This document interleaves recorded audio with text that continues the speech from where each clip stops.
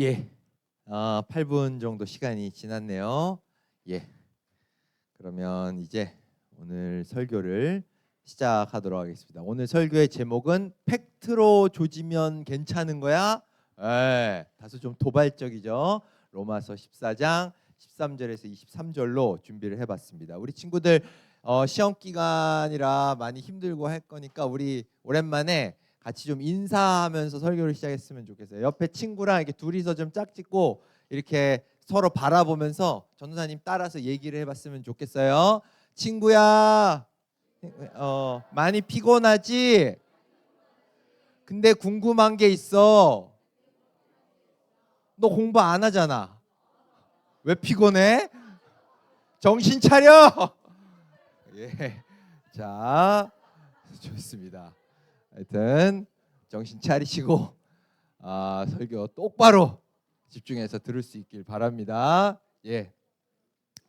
앞에서 전도사님이 이제 얘기할 때 우리 14장부터 15장 전반절에 이제 이런 이야기들을 한다 그랬죠. 이게 다 일관된 거예요. 사랑에 대한 이야기, 공동체에서의 서로의 관계에 대한 이야기예요. 표시해 놓는 것처럼 공동체, 서로, 화평 이런 단어만 봐도 이것이 공동체에서 우리가 이웃을 어떻게 대해야 되냐 그런 이야기를 하고 있구나라고 하는 거를 이제 알 수가 있죠. 그렇다면 바울은 왜 이렇게 긴 내용을 이렇게 할애해서 이런 공동체에서의 이웃과의 어떤 이웃을 대하는 태도 이런 거에 대해서 이야기하고 있을까? 이건 그 당시에 그 로마 교회가 처한 특수한 사정 때문이에요. 어떤 사정이 있었냐? 사실 좀 어려운 사정이었는데 그 당시에 이 로마 교회는 이런 두 부류로 좀 갈라져 있었어요. 다 기독교인, 예수님을 믿는 기독교인인데 그 중에 출신들이 달랐어요. 하나는 유대인 출신 기독교인, 한 부류는 이방인 출신 기독교인이었던 거예요. 원래는 이 유대인 출신 기독교인들이 더 세력이 셌어요. 원래 이 유대교에서 이제 이 기독교가 나왔잖아요. 예수님도 유대인이시고. 근데 이 로마 교회는 여러 가지 이제 사건을 겪으면서 오히려 이제 상황이 역전돼서 이방인 출신 유대인들이 더 사람도 많고 세력이 강했어요. 근데 이런 상황에서 어떤 일이 벌어졌냐면 이 음식에 대한 문제로 이 두 분파가 싸움이 난 거예요. 왜 싸움이 났냐면은 이들의 행동의 방식이 달랐는데 이 유대인 출신 기독교인들은 그 당시에 로마에서 채소만 먹었어요. 듣기만 해도 끔찍한 일이죠. 근데 왜 채소만 먹었냐면 그 당시에 로마에서 유통이 되던 그 고기들은 대부분이 다 로마의 황제나 로마의 그 우상신들에게 제사 지낼 때 바쳐졌던 그런 고기였다는 거예요.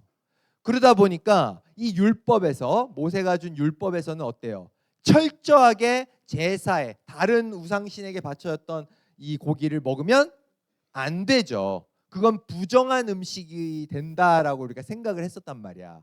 그러니까 절대로 먹으면 안 됐어. 그렇기 때문에 기독교인이지만 여전히 그 율법의 사고방식이 남아 있었던 그 유대인들은 이거 절대로 먹으면 안 돼. 어떻게 이거를 하나님이 아닌 다른 우상신에게 바쳐줬었는데 이거 먹을 수가 있어?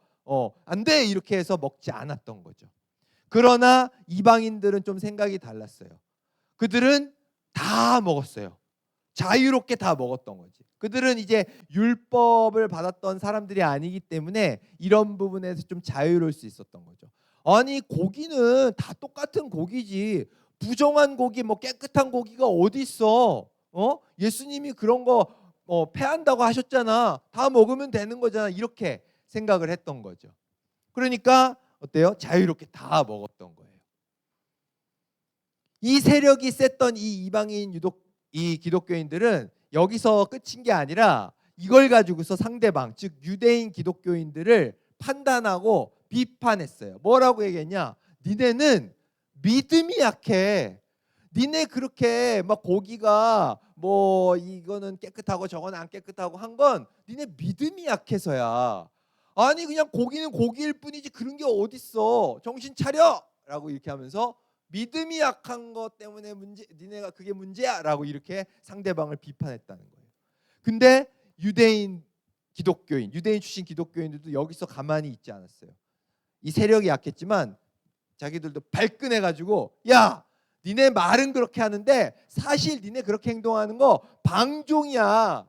니네 자유롭게 이것도 먹고 저것도 먹고 그거 뭐 할 수 있다고 하지만 니네 그거는 자유가 아니라 질서가 없는 거야. 먹어도 되는 거 안 되는 거 구분이 있어야 되는 거지. 자유가 아닌 방종을 떨고 있는 거야 라고 하면서 또 상대방을 비판했다라는 거예요. 이런 갈등이 그들 안에 심각하게 이렇게 있었다는 거죠.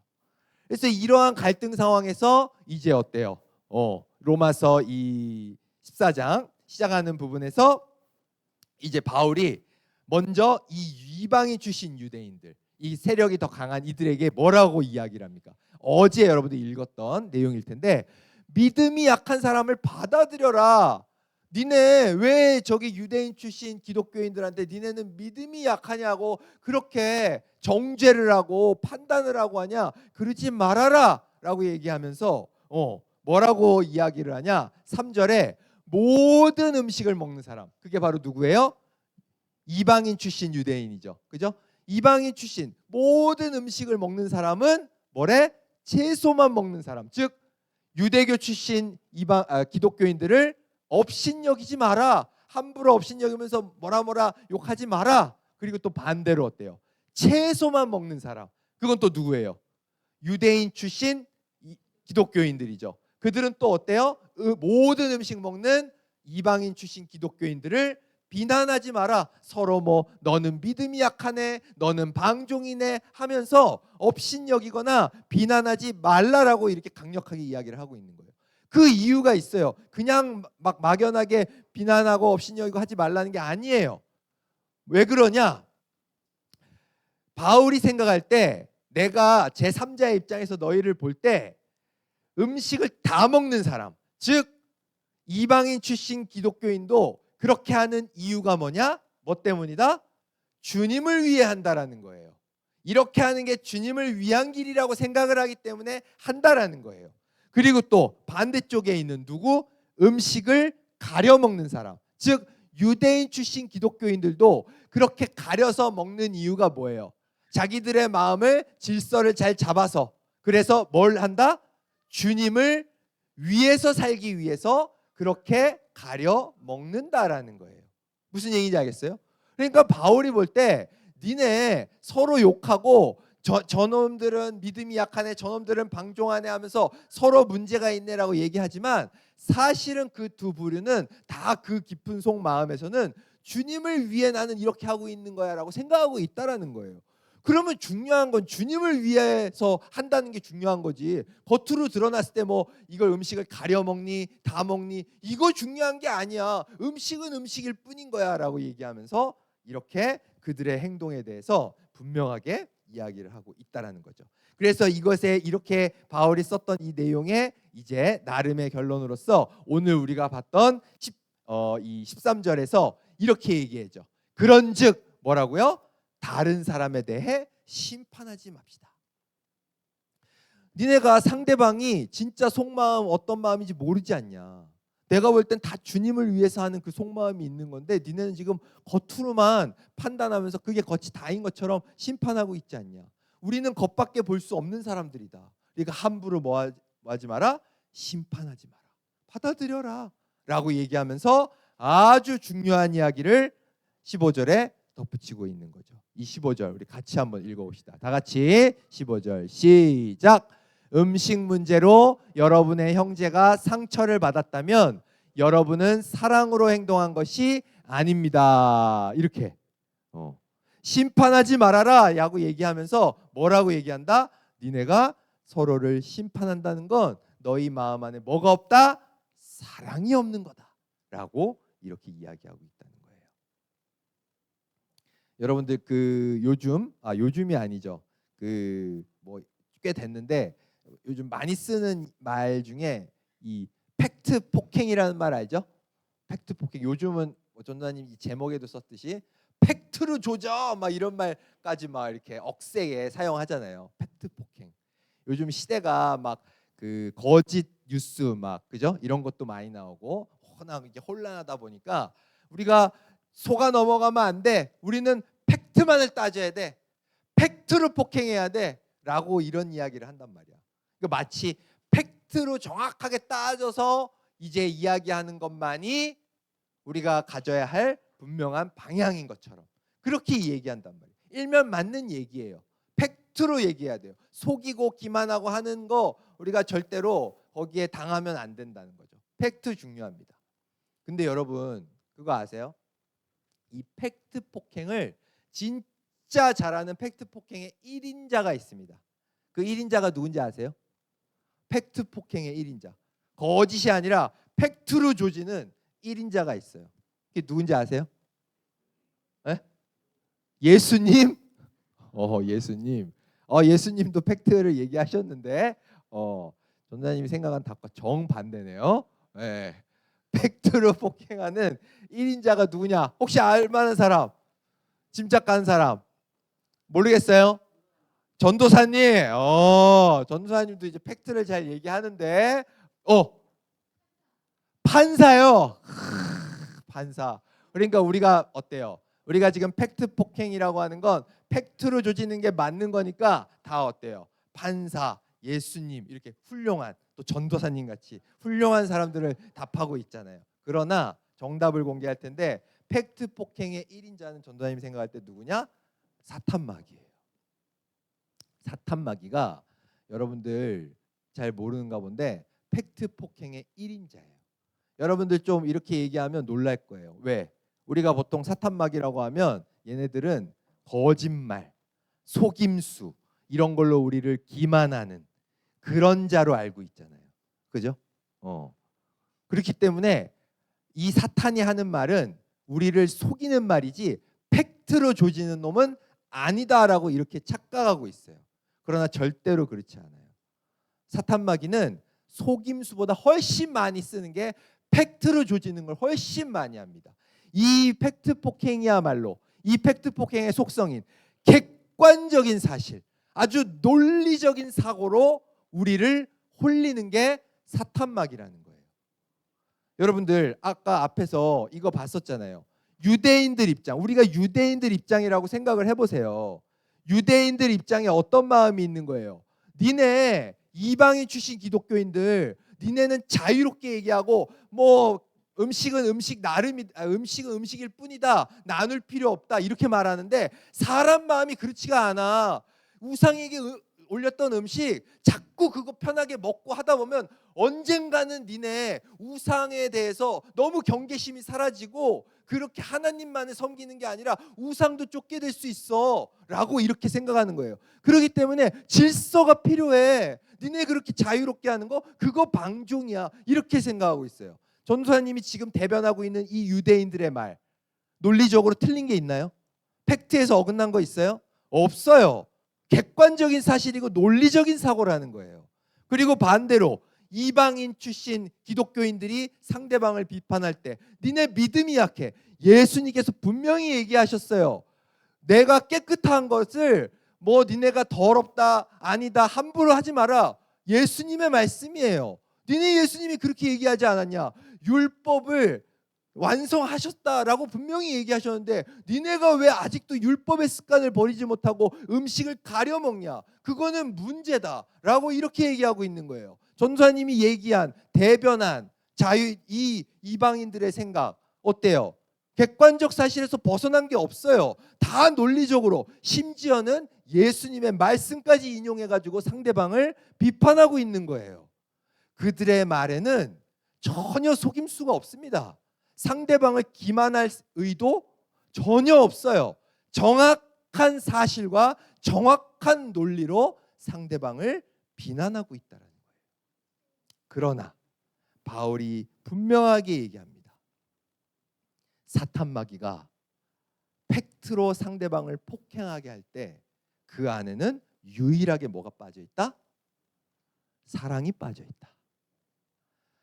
객관적인 사실은 있고 논리적으로 흠잡을 데가 없는데 뭐가 없다? 사랑이 없다. 사랑이 없이 팩트로 폭행하는 건 그건 사탄 마귀가 주는 생각이지 하나님이 불러주는 하나님이 주시는 생각이 아니다라고 바울이 로마의 교회 사람들에게 이야기하고 있다는 겁니다.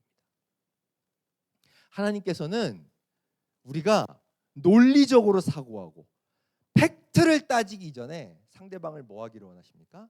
사랑으로 덮어주기를 원하신다는 거예요. 그래서 하나님께서 우리에게 말씀하신 거예요. 사랑은 허다한 죄를 덮는다. 죄를 분명하게 따지고 그건 팩트의 영역인데 사랑이 있으면 그 죄가 다 덮어진다라고 이렇게 말씀을 하고 계시다라는 것이죠. 전도사님이 엊그제부터 1박 2일 이틀 동안 이제 수련회를 갔다 왔어요. 우리 친구들 혹시 가족들이나 누가 갔다 온 분들 있는지 모르겠는데 만남 수련회라고 우리 신양교회에서 하는 들어봤나요? 만남 수련회? 우리 뭐 선생님들도 많이 가셨고 또 여기 뭐 우리 친구들 이제 뭐 형제 자매 언니 오빠 뭐 이렇게 많이 이렇게 갔다 온 걸로. 그래서 뭐 저기 졸고 있는 수아 두 오빠도 거기 가서 우리 만남 수련회 가서 안 졸았어요? 네, 그래요. 네, 그래서 만나고 오고 이렇게 많은 이야기도 나누고 그러고 왔는데, 야, 전도사님이 이 만남 수련회 가기 전에 굉장히 좀 이 많은 이야기를 들은 게 만남 수련회 너무 좋다 막 이런 얘기를 많이 들었거든요. 예. 근데 진짜 전도사님이 갔더니 야, 이 감동이 진짜 어마어마하더라고요. 예. 여기 우리 선생님들 중에도 거기 봉사자 준비해 주신 분들이 있는데 이분들이 얼마나 진짜 정성을 들여서 이 수련회를 준비했는지가 가는 순간부터 막 절절히 느껴지더라고요. 그래서 전도사님이 이거를 막 어떤 게 있다라고 이 자리에서 얘기해 주고 싶은데 얘기할 수가 없어요. 왜냐하면 그 수련회 만남 수련회의 원칙이 참가자들은 절대로 뭘 했는지를 발설하는 게 금지래요. 여러분도 궁금하죠? 그러면은 궁금하면 니들도 가면 돼요. 예, 나중에 대학 가거나 뭐 성인 되거나 가세요. 꼭 가세요. 예. 근데 이렇게만 얘기하면 에이 뭐 얘기 안 해주는데 어떻게 알아 이렇게 할까봐 전도사님이 딱 하나만 얘기를 해줄게요. 근데 사실 이 하나도 얘기하면 안 되는데 전도사님이 어제 밤에 갔다 와서 이거 얘기하면은 혼날래나 막 이렇게 고민을 하다가 딱 하나만 이제 이 얼마나 정성스럽게 사랑으로 준비를 해주셨는지를 볼 수 있는 이거 연옥 선생님 저 혼내지 마세요. 이거 공개 이거는 괜찮을 것 같은데 안 될까? 잠깐만 저기 준비하신 분들이 이미 엎어진 물입니다. 자 뭐냐면 이거예요. 이거. 이거 뭔지 아세요? 편지. 이 편지가 전도사님 한 명이 1박 2일 동안 받은 편지예요. 이게 전도사님이 세봤는데 정확하게 32통이더라고요. 32통의 편지를 받았어요. 전도사님이 1박 2일 동안. 그냥 뭐 대충 쓴 편지도 아니고 진짜 정성을 마음을 다해서 쓴 편지를 전도사님한테 이렇게 마음을 다해서 거기 준비해 주신 봉사자분들이 전도사님을 보내셨더라고요. 진짜 얼마나 이 편지를 읽고 있는데 그 봉사자분들의 정성과 사랑이 그냥 깊이 이렇게 마음에 들어오더라고요. 근데 솔직히 말해서 전도사님이 이 만남 수련회 가기 전에 마음에 좀 어려움이 있었어요. 왜 마음에 어려움이 있었냐면 전도사님이 지금 제일 바쁠 시기예요. 제일 바쁠 시기야. 전도사님이 다음 주에 그 목사고시가 있거든요. 1년에 한 번 보는 목사고시가 있어요. 이 전도사들한테는 수능 같은 거야. 제일 바쁜 시기에 이 1박 2일로 이거를 이틀을 다 빼가지고 가야 되는 거예요. 그리고 목사고시 없어도 이 전도사나 목사에게는 이 금요일 토요일이 제일 바쁘고 예민하고 할 시기예요. 설교 준비해야 되지 뭐 해야 되지 막 사역 준비해서 제일 정신없고 한 시기란 말이야. 근데 이거를 그냥 막 저기 교육 담당 목사님이 이거 다 의무로 가야 됩니다 막 이렇게 얘기하는 거예요. 그러니까 당연히 순종해야지라는 마음이 있었지만 또 한편으로는 이렇게 바쁜 시기에 내가 이거를 가서 아 이거 지금 목사고시 지금 이거 다음 주에 당장 봐야 되고 설교 준비가 먼저고 한데 이거 어떡하나 막 이런 생각이 마음 한편에 있었던 것도 사실이란 말이에요. 왜 이거는 분명한 사실이잖아요. 시험 보는 것도 분명한 사실이고, 그죠? 근데 전도사님이 웬걸 가자마자 마음이 녹아버리더라고요. 이 편지, 이거 여러분들 이 편지 받은 건 이 만남 수련회 10개 중에 1개도 보여준 게 아니에요. 그분들이 준비한 진짜 엄청나게 많은 그 정성과 사랑에 10개 중에 1개도 보여준 게 아니거든요. 네. 전도사님이 그들이 준비한, 그들이 나에게 보여준, 우리 참가자들에게 보여준 그 사랑을 느끼니까 이야, 정말 내가 여기 안 왔으면 큰일 날 뻔했다라는 마음이 딱 들더라고요. 그 사랑을 느끼면서 완전히 내가 가지고 있던 객관적인 사실들이 싹 묻히는 걸 느꼈어요. 다음 주에 뭐 목사고시 보는 거 바뀌지 않아. 근데 뭐 1년 재수하면 되지 뭐. 뭐 대학도 재수했는데 뭐 그냥 그렇게 생각이 들더라고요. 지금 내가 이렇게 사랑받아서 행복한데 뭐 아유 설교? 아유 뭐 설교 그냥 대충 시간 때우면 이건 아니고 시간 때우면 아니고 집에 가서 수련회 끝나고 밤새 준비하면 되지 뭐 한번 뭐 밤새 준비하는 거 뭐 그거 못 하겠어. 지금 내가 이렇게 사랑을 받고 있는데 뭐 그거 시간이 문제겠어라고 하면서 기존에 갖고 있던 그런 생각들, 다음 주에 목사고시, 내가 해야 될 스케줄, 이런 것들에 대한 판단, 생각, 사고 이런 것들이 싹 사라지는 거예요. 이야, 오기 잘했다. 이렇게 사랑받는 게 중요하지. 이게 중요한 거지. 딴 게 뭐가 중요해? 라고 이렇게 마음이 탁 녹아내리는 걸 느꼈어요. 그걸 전도사님이 탁 체험하고 나니까 이야, 바울이 이야기하는 게 이거구나. 팩트로 따지고 내가 지금 이런 상황인데 저런 상황인데 쟤는 왜 저러고 말하고 행동하나, 팩트로 생각하고 논리로 생각하는 거 사랑으로 다 덮어지는 거구나 라고 하는 걸 깨닫게 되더라고요. 이제 설교를 마치고자 합니다. 우리 친구들, 여기 설교 듣고 있는 우리 친구들 중에 여러분들이 맺고 있는 관계들 중에 정말 용납이 안 되는 그런 누군가를 이제 갖고 있는 친구들이 있을 수 있어요. 아니 우리 부모님은 왜 저래? 내 동생은 왜 저래? 내 친구 쟤는 왜 저래? 쟤 말하고 행동하는 거 왜 저래? 자꾸 그를 마음으로 비판하고 비난하고 심판하게 되는 그런 친구들 있을 수 있습니다. 쟤 때문에 내가 너무 힘들어라고 그렇게 판단하게 되는 그런 친구들 이 중에 있을 수 있어요. 여러분들의 그 생각을 가만 들여다봤을 때 그게 정답일 수 있어요. 정확한 사실에 근거한 판단이고 아주 논리적으로 판단했을 때 그 사람이 잘못하고 있는 게 맞을 수 있어요. 충분히 그럴 겁니다. 그러나 우리 교회 다니는 사람들, 우리 예수님의 제자들에게는 사실로 판단하고 논리로 판단하는 팩트 폭행보다 훨씬 위에 있는 게 있어요. 그게 뭐다? 사랑이다. 그게 사랑이다. 사랑은 허다한 죄를 덮는다. 사랑이 없이 하는 팩트 폭행은 사탄 마귀가 던져주는 것이지 하나님이 주신 생각이 아니다 라고 하는 것, 로마서를 통해 바울이 우리에게 분명하게 전해주고 있는 메시지입니다. 이것을 우리 친구들이 분명하게 기억하는 한 주가 되시기를 간절히 소망합니다. 자, 같이 기도